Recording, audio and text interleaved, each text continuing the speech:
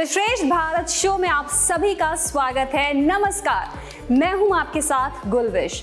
इस शो में आप रोज देखेंगे देश और दुनिया की ताज़ा तरीन खबरें। तो श्रेष्ठ भारत प्लेटफॉर्म पर तेज रफ्तार से शुरू करते हैं द श्रेष्ठ भारत शो। बिहार विधानसभा में नीतीश कुमार ने बहुमत हासिल कर ली है। बिहार के फ्लोर टेस्ट में नीतीश कुमार के पक्ष में 129 वोट पड़े, जबकि बहुमत परीक्षण के दौरान विपक्ष ने वॉकआउट किया। बिहार में नेता विपक्ष तेजस्वी यादव जिस तरह का खेला होने का दावा पिछले कई दिनों से कर रहे थे, वैसा कुछ हुआ नहीं। विधानसभा में सीएम नीतीश कुमार ने विश्वास मत प्रस्ताव पेश किया और तेजस्वी यादव पर जमकर बरसे। हमारे पहले इनके पिता को और इनकी माता को 15 साल तक काम करने का मौका मिला, तो क्या हुआ था बिहार में जी? कब हुआ था? आज तक भूल जाना है। अगर इतिहास जानो, हम अपने पुरानी जगह पर आ गए जहां से हम बहुत पहले से। बिहार विधानसभा में विश्वास मत पर चर्चा के दौरान तेजस्वी यादव ने नीतीश और बीजेपी के अलावा जीतन राम मांझी पर भी हमला बोला। नीतीश के पलटी मारने पर तेजस्वी ने जमकर हमला बोला। साथ ही कहा कि उनकी पार्टी मोदी और बीजेपी के खिलाफ झंडा उठाने के लिए तैयार है। हम माननीय मुख्यमंत्री जी को धन्यवाद देना चाहते हैं कि लगातार 9 बार उन्होंने शपथ लेकर के इतिहास रचने का काम किया और 9 बार तो लिया ही महोदय, लेकिन एक ही टर्म में 3-3 बार लिया, ऐसा अद्भुत नजारा हम लोगों ने नहीं देखा। बिहार के अलावा विपक्ष को महाराष्ट्र में भी बहुत बड़ा झटका लगा। बिहार में आरजेडी और कांग्रेस ने मुंह की खाई है, तो महाराष्ट्र में कांग्रेस के कद्दावर नेता और पूर्व मुख्यमंत्री अशोक चव्हाण ने कांग्रेस छोड़ दी है। अशोक चव्हाण ने कांग्रेस वर्किंग कमेटी यानी CWC से इस्तीफा देने के बाद विधायक पद भी छोड़ दिया है। अशोक चव्हाण ने विधानसभा अध्यक्ष राहुल नार्वेकर को इस्तीफा सौंपा। महाराष्ट्र में कांग्रेस को महीने भर में ये तीसरा बड़ा झटका है। इससे पहले मिलिंद देवड़ा ने 14 जनवरी तो बाबा सिद्दीकी ने 8 फरवरी को कांग्रेस छोड़ दी थी। अशोक चव्हाण आगे क्या करेंगे इसके बारे में अभी खुलासा नहीं किया, लेकिन सूत्र बता रहे हैं कि अशोक चव्हाण को बीजेपी राज्यसभा भेज सकती है।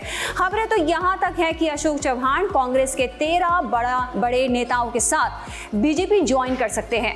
कांग्रेस छोड़ने पर अशोक चव्हाण ने क्या कहा, आप भी सुनिए। मैंने आज कांग्रेस वर्किंग कमेटी, कांग्रेस की प्राइमरी मेंबरशिप और हमारे जो लेजिस्लेटिव पार्टी है उसका भी इस्तीफा मैंने आज पार्टी को सुपुर्द किया है। इसलिए मैंने आज पूरी तरीके से कांग्रेस पार्टी से मेरा जो भी इन्वॉल्वमेंट था वो।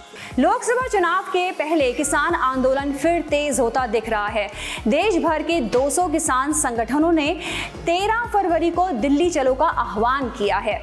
किसानों के दिल्ली कूच को देखते हुए दिल्ली, पंजाब और हरियाणा में सख्ती शुरू हो गई है। दिल्ली के सिंघू, टिकरी और गाजीपुर बॉर्डर पर बैरिकेडिंग लगाए जा रहे हैं और हर आने जाने वाले पर ड्रोन से निगरानी रखी जा रही है। दिल्ली में धारा 144 लागू कर दी गई है। संयुक्त किसान मोर्चा का कहना है कि फसलों के लिए न्यूनतम समर्थन मूल्य यानी कि MSP पर कानून बनाने का वादा पूरा नहीं किया गया है। इसके अलावा 2 साल पहले उनकी तरफ की गई ज्यादातर मांगे पूरी नहीं की गई हैं। किसानों की मांगों का कांग्रेस अध्यक्ष मल्लिकार्जुन खड़गे और पंजाब के मुख्यमंत्री भगवंत मान ने समर्थन किया, जबकि प्रधानमंत्री नरेंद्र मोदी ने कल मध्य प्रदेश के झाबुआ में कहा कि कांग्रेस और विपक्ष को सिर्फ चुनाव के समय किसान याद आते हैं। किसानों के 13 फरवरी को प्रस्तावित दिल्ली चलो अभियान से पहले हरियाणा के अंबाला में शंभू बॉर्डर पर पंजाब के साथ लगी सीमा को सील कर दिया गया।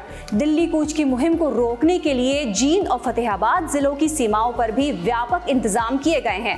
हरियाणा सरकार ने 7 जिलों अंबाला, कुरुक्षेत्र, कैथल, जींद, हिसार, फतेहाबाद और सिरसा में 11 से 13 फरवरी तक मोबाइल इंटरनेट सेवाएं और एक साथ कई SMS करने की सेवा को निलंबित कर दिया है।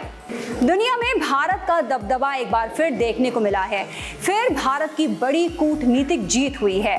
कतर ने 8 पूर्व भारतीय नौसेना कर्मियों को रिहा कर दिया है।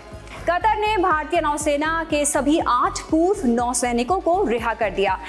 इसमें से 7 नौसैनिक भारत लौट आए हैं। विदेश मंत्रालय की तरफ से जारी किए गए बयान में इस मामले की जानकारी दे दी गई है। 8 पूर्व नौसैनिक कतर के खिलाफ जासूसी करने के आरोप में जेल में कैद थे। इन्हें कतर की अदालत ने मौत की सजा भी सुना दी थी। 26 अक्टूबर 2023 को कतर में कथित तौर पर जासूस के आरोप में सजा हुई थी, जिसके बाद इनकी रिहाई मुश्किल हो गई थी। लेकिन भारत ने अपने कूटनीतिक संबंधों के चलते इस फैसले के खिलाफ अपील की। 28 दिसंबर 2023 को भारत की अपील को ध्यान में रखते हुए 8 नागरिकों को सुनाई गई मौत की सजा पर बाद में रोक लगा दी गई। वहीं अब भारत की मांग पर कतर की अदालत ने 8 भारतीय नागरिकों को रिहा कर दिया। केंद्रीय नागरिक उड्डयन मंत्री ज्योतिरादित्य सिंधिया ने कहा कि ये प्रधानमंत्री नरेंद्र मोदी की कोशिशों से ही संभव हो पाया है। जब भारतीय विद्यार्थियों को सुरक्षित वापस लाया गया, चाहे अनेक ऐसे घटनाएं 10 साल में हुई हों, जहां एक एक भारतीय को सुरक्षित वापस लाने की बीड़ा और जिम्मेदारी प्रधानमंत्री जी के द्वारा सफलतापूर्वक संभाली गई है। भारत की खबरों के बाद अब पड़ोसी देश पाकिस्तान की खबर, जहां फिर सेना की सरपरस्ती में सत्ता की बंदरबाट हो गई है। जी हां, पाकिस्तान के चुनाव नतीजों में किसी पार्टी को स्पष्ट बहुमत नहीं मिली है, लेकिन सेना ने नवाज को सत्ता सौंपने का रास्ता निकाल दिया। नवाज शरीफ के नेतृत्व वाली PMLN और बिलावल भुट्टो जरदारी के नेतृत्व वाली PPP के बीच गठबंधन की बातचीत चल रही है। अब नवाज शरीफ ने सहभागी गठबंधन सरकार बनाने का आइडिया दिया है। लाहौर में नवाज शरीफ के निवास जाती उमरा में गठबंधन सरकार को लेकर बैठक हुई। इस बैठक में नवाज शरीफ समेत PMLN के शीर्ष नेता शामिल हुए। इस बैठक के बाद नवाज शरीफ ने पाकिस्तानी मीडिया से बात करते हुए कहा कि पाकिस्तान में मौजूदा स्थिति में PMLN के समर्थन से ही गठबंधन सरकार बन सकती है। नवाज शरीफ ने कहा कि देश की जनता की भलाई के लिए हम सभी को हाथ मिलाना चाहिए। सूत्र बता रहे हैं कि इस फॉर्मूले पर अमल होता है तो PM पद PMLN को मिल सकता है, यानी नवाज शरीफ फिर पाकिस्तान के प्रधानमंत्री बन सकते हैं, जबकि राष्ट्रपति और स्पीकर पद PPP को मिल सकता है। हालांकि बिलावल भुट्टो जरदारी की पार्टी PPP भी प्रधानमंत्री पद का दावा जता रही है। तो ये थी द श्रेष्ठ भारत शो में आज की बड़ी खबरें। बने रहिए हमारे साथ, देखते रहिए श्रेष्ठ भारत। श्रेष्ठ भारत पर खबरों से जुड़े रहने के लिए चैनल को सब्सक्राइब करें, बेल आइकन दबाएं और देखते रहें श्रेष्ठ भारत।